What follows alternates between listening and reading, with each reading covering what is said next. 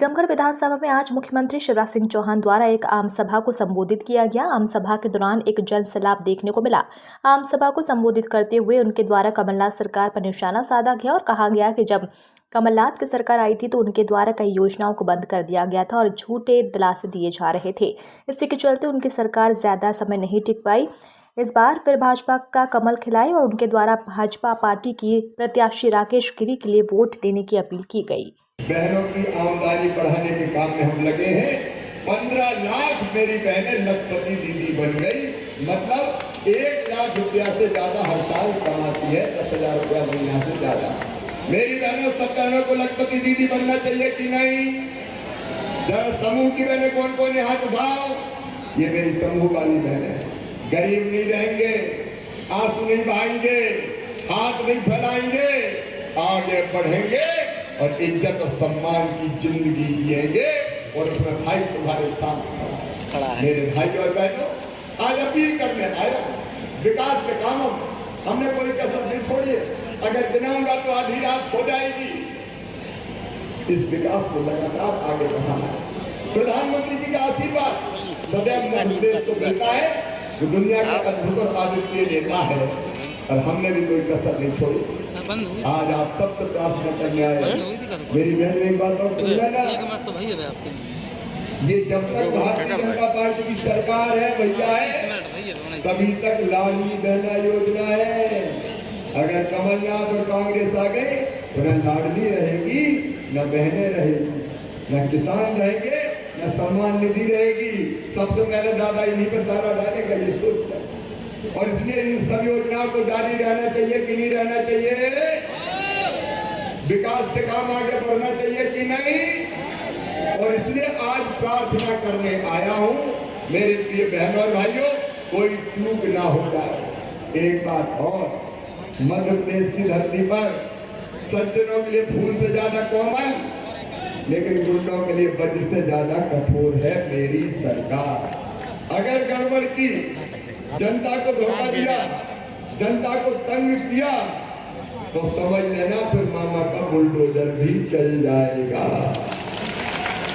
गुंडागर्दी बर्दाश्त नहीं कर।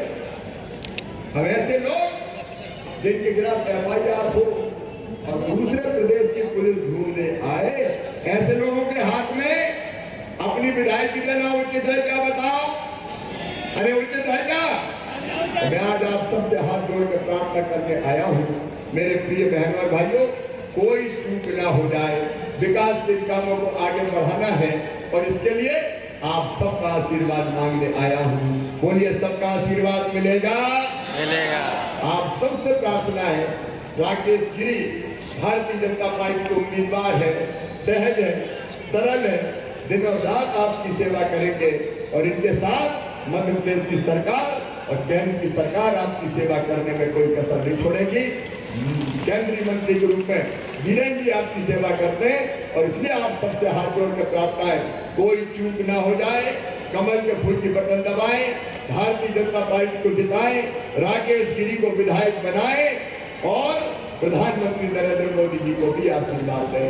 सब तैयार है?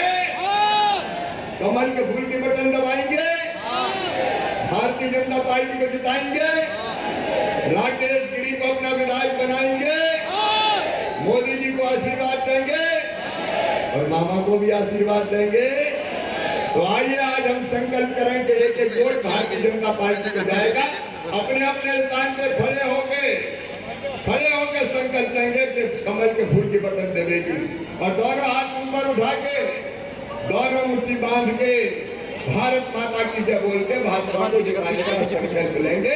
बोलिए, भारत माता की, भारत माता की।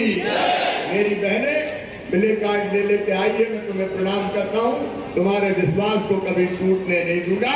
टीकमगढ़ आगे बढ़ेगा, बुंदेलखंड आगे बढ़ेगा। बहुत बहुत धन्यवाद। कलेक्टर बन के 63 करोड़ से एक जन को ठग लाओ। मटक काउंसिल के नाम से असम में इन्होंने सप्लाई की बात की। एक सब्रवाल कंपनी है दिल्ली की, उसको उनको ठगने का काम किया है और उसने CID में इनकी शिकायत की, जांच हुई और जांच के बाद सांसद सिंह बुंदेला के ऊपर FIR दर्ज हुई। उसके बाद पुलिस उनके घर जांच करने के लिए आई। अब पुलिस को ये नहीं पता था इनके काले कारनामों का चिट्ठा रीवा और भोपाल में इनके मकान पे रखा है। वो तो धोखे से टीकमगढ़ के मकान पे आ गए, बोले मेरे यहाँ कुछ नहीं मिला। अरे भोपाल के घर में तुम्हारे छापा घलता तो सब कुछ मिलता दादा।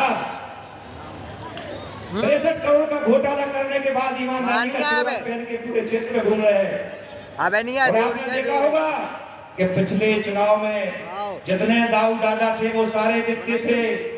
अब उन्हें ये पता चल गया कि लोग इन लोगों से चिढ़ते हैं, इसलिए उन्होंने कहा कि अभी चुनाव तक तुम बैठ जाओ, चुनाव हम जीत जाएंगे तो तुम लोग लूटपाट करने के लिए फिर से निकल के आ जाना।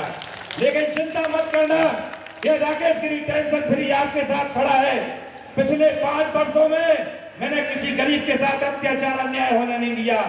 आज लोग कहते हैं विरोध हो रहा है, अरे विरोध वो कर रहे हैं जिनकी गरीबों की जमीनों पे कब्जे हमने छुड़वाए हैं और गरीबों को दिलवाए हैं। जिन दबंगों के कब्जे अमीरों की जमीनों पे थे, ये भाई भी खड़ी है, इन पर भी गरीब दबंग लोग कब्जा किए थे। मैंने इनके साथ न्याय किया है, जो मां रो रही है देखिए आप, इनके साथ न्याय दिलाया है।